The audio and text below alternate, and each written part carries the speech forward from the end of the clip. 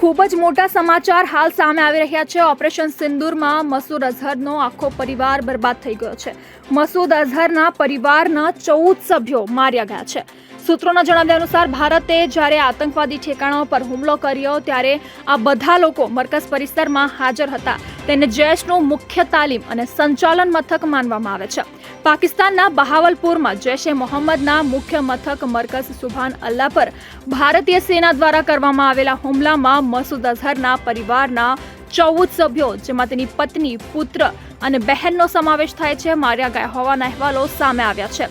સૂત્રોના જણાવ્યા અનુસાર હુમલામાં મૌલાના કાસિફ અને તેમના પરિવારના પણ મોત થયા હોવાના અહેવાલ છે। મૌલાના અબ્દુલ રઉફની મોટી પુત્રી, પૌત્ર અને 4 બાળકોના મૃત્યુની પુષ્ટિ થઈ ગઈ છે। આ હુમલા પછી મસૂદ અઝહરે કહ્યું, જો હું પણ મરી ગયો હોત તો સારું થાત। માર્યા ગયેલાઓમાં મસૂદના 4 નજીકના સાથીઓ પણ હતા।